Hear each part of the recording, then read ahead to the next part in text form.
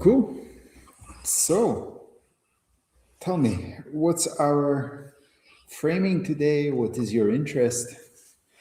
So I have had a conversation, I would say 10 days ago or 12 days ago, and was with Antonio and was with Christina, I want to say. Christine. Yeah. Christine, yeah, yeah. And we're discussing about building a market and building a pipeline for the Coherence company, trying to find companies that would be interested in joining the project. So they reached out. I have some experience with that. I'm a bit used to leveraging um, AI tools and LinkedIn Navigator, Lucia, that kind of stuff to create a pipeline and find prospects. And they told me about the company, and the whole idea of the company is something that for me is really interesting. The idea of using AI to make humans work better at scale, not replacing humans. And then we felt it would be good to have this meeting with you as well to understand a little bit more about the company, what it is that you guys are looking for, how my skill sets can actually fit into this and help out. And I want to hear from you. Cool. So I think that's a good framing. Part of it, I won't be able to help with you the how your skill set can fit in because that part Antonio and Christine are working on. But you're in Lisbon, so we'll be let's just meet in person Yeah, yeah, yeah. Sounds great. sometime. But I'm certainly happy to share with you everything about the Coherence company. I can either do the standard pitch or you can ask me questions. What would you prefer? I would prefer first to start with the standard pitch, and I'm for sure gonna have some questions while you tell me stuff about it.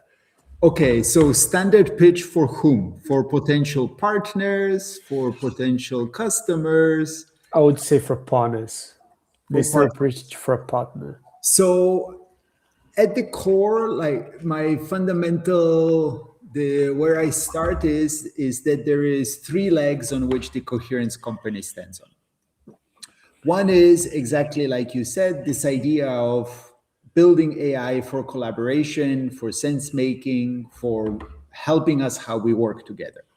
And the easy pitch is that in the end, humans are not interested, our power is not individual. Our power is our ability to work together. Uh-huh. Teams, as families, as communities, as cities, as countries, as a species, right? Mm-hmm.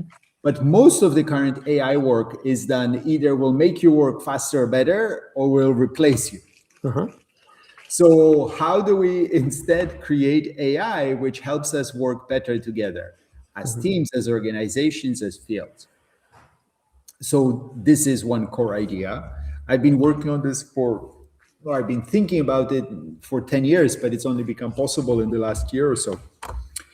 The other key idea is that we are building, what we're building is a software for events, not a platform.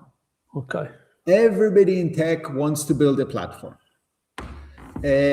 So I like to talk, there's this Bermuda Triangle. Everybody in tech is building a platform. I'm building this amazing platform. The whole world will use my platform, and then the future is going to be amazing. Uh-huh. How will the whole world use your platform? I don't know, not my problem. Marketing, go to market, sales, somebody else figured out. Uh-huh. On the other side, you have events people organizing, whether conference or retreats, whatever. And events people are very good at building energy, transition, welcome, this whole experience design and building engagement, but they don't really understand technology. And they'll know how to use technology, but they don't think of let's build technology, Uh-huh. build an experience. The only people who are really skilled at building technology for experience for bringing people together is games designers.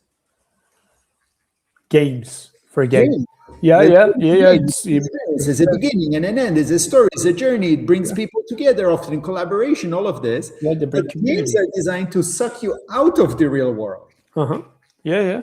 So if you ask who is building software to create experiences which bring us together in the real world for making stuff happen, it's not so much. Yeah, it's true. Right? It's just a different mindset. And I've had this conversation with technology people, and they're usually like, yeah. I've had this experience with people organizing in big festivals, tens of thousands of people, and they're like, yeah. Okay. So, I mean, of course, it's a big world. There is a little bit of everything in the world, but in general, people don't think that way. And I think there is a big opportunity. So what we're building is software and then agents to support experiences. And this means that we are complementary to a platform. You have a platform, you need people to build engagement. Great, do a Coherence event. Okay. You're running a in-person event. Great, you need to do something before and after online, especially if it's a bigger event, right? And the idea would be to use an AI system that would also be matching for the event that is being provided, and people will be potentially interested, or people that could potentially Yes. pay So this services. is the question of what are coherence or what is a coherence conversation event? So here we are now in the field, the AI is with us, and based on what we say here, it will learn about us and match. Okay. So it's a LLM, basically. It's going to be learning while people use. I mean, LLMs are at the core of reasoning for everything, but the idea and the next wave is to build memory. Okay. Right? So, okay, you can dump 5 conversations into an LLM. You can't dump 500. Okay. So it's about building structured memory and then building the AI systems which can work with that memory to extract meaning in a way that's useful. Okay. And you probably know this better than anyone I could ask. How does that work for you in terms of GDPR regulations? Because I know that in Europe there's a lot of restrictions, especially about building memories and retaining information for long So, periods. I mean, I think in our case, so 2 key things. I mean, legally, we just consent, consent, consent. And the other part, especially, I mean, what we're building now is we're focused on amplifying people's public voice. So the idea is that this conversation is also published online, on YouTube, Okay. Don't tell me your private things about your life here. Uh-huh. Tell me about your public persona. And all of us have this, talk about the things that you would talk about on LinkedIn or that you would write blogs about, that you would go on stage and talk about, right? Yeah, okay. Our first version, the focus is on amplifying people's public voice. Okay, makes sense. Okay. And that would bring me to the question of, wouldn't that create, and I'm just thinking in here, bubbles of information where we're pairing people that think more alike and they have products that better fit with each other, and creates kind of a bubble of information which reduce the scope of collaboration? Wouldn't that be a thing? I mean, it's about enhancing and making the bubbles work better. Okay. Right. So, and it's exactly, of course, there's pluses and minuses, but the whole point is, let's say that this is a conversation you're having before you go to an event. Uh-huh. You're going to Web Summit this year or whatever. You have an intention, right? This is what I would like to achieve. This is who I would like to meet. And that intention is not 100% of your existence. It might not even be 100% of your professional existence. And that's why, for example, even if I could suck in all of your social media posts, which is illegal, you can't, there's so much of different things which is not relevant now. So it's exactly about creating the bubble, and the bubble needs to be big enough, right? If it's 3 people, then it's not useful, right? Just sit around the table and have a conversation. But if it's we will need to experiment with the sizes, but for sure, if it's tens of people, hundreds, thousands, then that's a pretty big bubble. Yeah. And the point is to increase the effectiveness and the connectivity within the bubble. Okay. And then this brings us to the third step, the third pillar of the coherence company, which is this idea of the coherence journey. Okay. So I don't know if the guys sent you, so this is back to kind of what are coherence conversations for. No, this is not who are they for. Yeah, I need to organize these questions so that they make sense for a conversation like this, which is more open. So the third part is this idea of a coherence journey. Did the guy send you the article? I don't believe so. Yeah, we need to figure out our onboarding. But at a high level, we've been thinking about this, and there are steps that in any group people go through. You need to discover who's here, who's in the room. You need to connect. Who are the people that I connect with, that I like, that I might be interested in? Then you need to converge. What should we be talking about? What could we be talking about?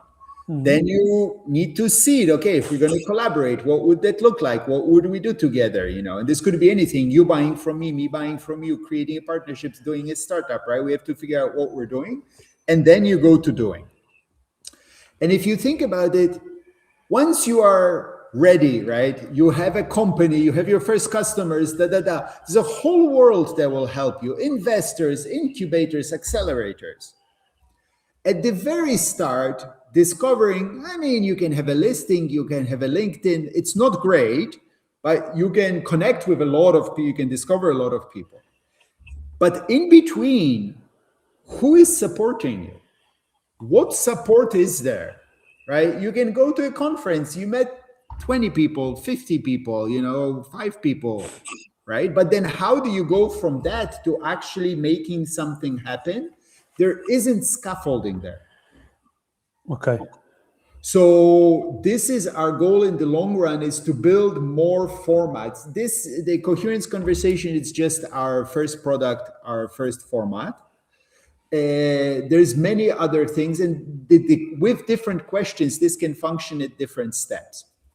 And if you think about it, this kind of an idea of a coherence journey, it's everywhere once you start seeing it. It could be a bunch of executives of top Fortune, whatever companies deciding what to do. But it's the same thing when you have a bunch of kids in the playground playing freely.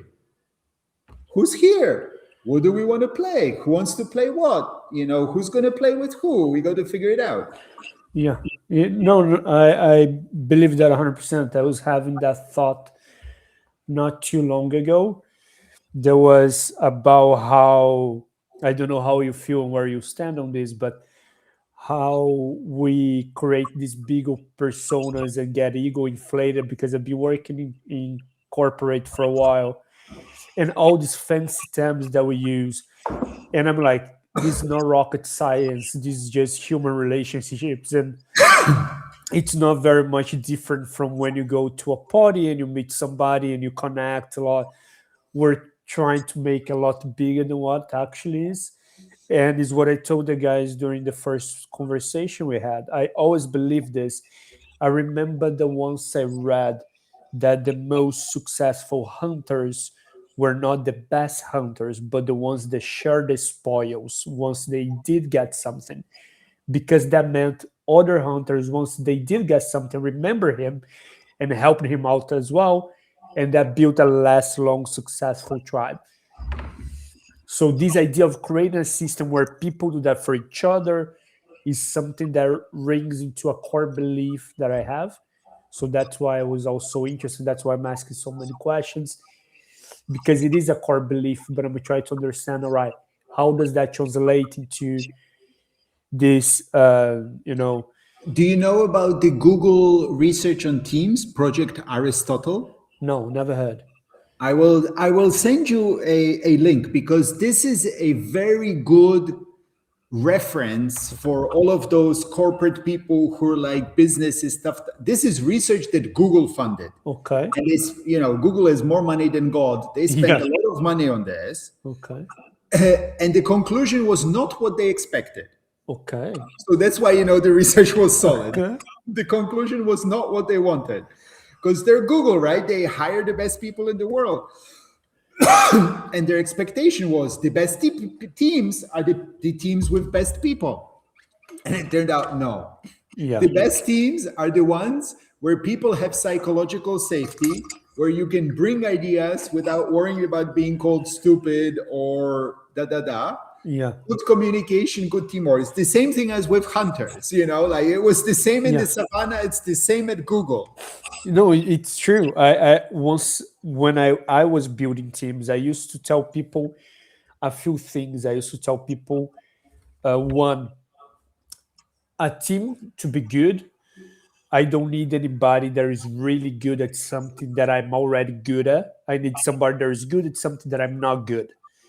Because if I'm already good, I already do it. And then I bring people that have better skills than I have. So I used to tell my teams a lot, I want you to know how to do your job better than me.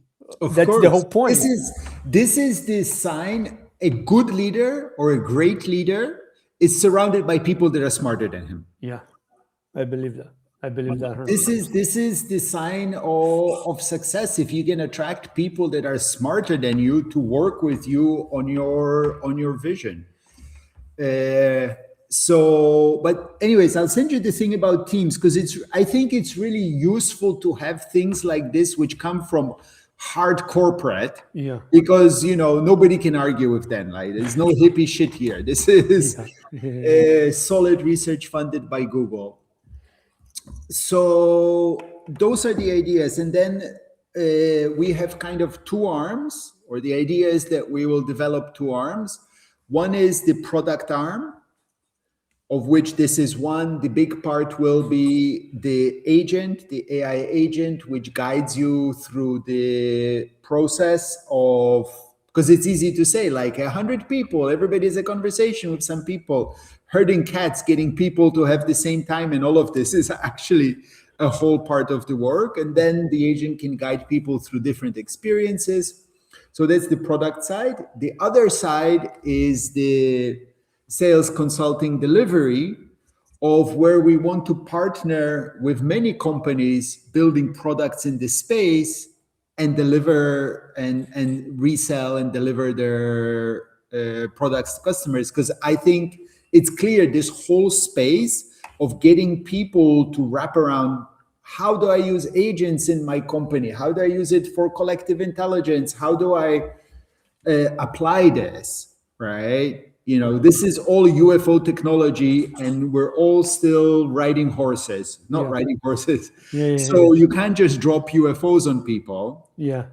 It's just not going to go anywhere. And also for us, right, we need to learn and figure out how to show people to use this technology. So that part will be really important. And then this means we collaborate with lots of other interesting tech companies and help them bring their organizations to different markets. Okay. And that would be a bit more on the sales prospecting side, would be a team that would facilitate that by bringing aboard companies, and the more companies, the better. Within reason, yes. Makes sense. Yeah, that makes sense. And is there, because you talked about events, is there something that is still very much open-ended, or you guys already zero in a few companies that are looking at on an ICP? Do you have that? I have a bunch of different organizations that could be interested. It's open. I think we identified the verticals that we know of, right? But whenever I talk with people, different other use cases come out. But events is one. Civic society is an interesting one. Okay. Cities, I think I wouldn't want to take on full democracy. That's big. But if you think, for example, small businesses in a city, you could run an event. What concerns are, and then everybody has a conversation with somebody else. which, especially if you think about small businesses in a small city, this is usually not super tech people. Yeah. No. But they're happy to have a conversation with somebody else from their village or from their town that's also running a business, and if there's questions. So that one, in-person events, people doing online events. I'm really interested in with business networks, because there's lots of interesting impact or regular business networks that have gathered lots of people, and then what? Okay. They have an event once a year, or have like, so in general, our potential, especially at the start, is wherever there's a cluster that somebody's gathered, value aligned or purpose aligned, or people that have something in common, but needs a format to activate it better, which is pretty much everybody that Yeah. has a group of people. The more we talk about this, the more I think it's a great idea, because I'm just trying to think that right now we're in a moment in life where we have so much information at our fingerprints, but it's so hard to know what to do with the information we have. Yes. And I think that the thing about modern society is we kind of lost the elderlies of the tribe, the people that would guide you through the journey. They would show you what to do with each tool, because we got into this very intellectual society, and having an AI that is a technology to kind of connect you with these elderlies and kind of connect to the people that can help you know what to do with information. It sounds like a very good idea. Yeah. Yeah, thank you. And yes, we've lost the elders. Also, a lot of this stuff is so new, there aren't any elders. We're figuring it out together, right? I just had a call earlier with a guy in San Francisco, and he's building. This is the exciting thing. We're all figuring it out together, but it moves so fast that it's impossible. Like, I could read AI news all day. Yeah. So we need to talk to each other more to figure out what's actually working and how we can collaborate. Unfortunately, we only have half hour, so in 5 minutes I need to go. I'm happy to have another call longer, or we can meet up. You're based in Lisbon? I'm based in Lisbon. Yes. Yes. Do you have a car? No, I don't. Carless person, because we're outside, and this Saturday is a community planting day. But actually, Antonio won't be here. But if you wanted to get out of the city, it's an opportunity. Oh, Or let's find a time to meet in person where would it be, the community planting? here in Torres Vedras. Okay. So you can join the WhatsApp group. There will be some people coming from Lisbon. You can maybe car share. Yeah, I would love that. Yeah. It will be fun. And yeah, and I think the opportunity is huge. The technology is coming together. We did the MVP last year. It all makes sense. So I really think it's just we need to execute. Go, go, go. Yeah. No, I understand. Makes sense. And thank you for the time, Victor. Sorry, I have this tendency to ramble a bit because I like to understand things. So I always like to ask I mean, questions. this is what this conversation is for. And also, it's very good for me when people ask questions and I have an opportunity to explain, because I learn every time too. Nice. Thank you. If you could add me to the WhatsApp group, that would be grand. I'll try to find a way to get in there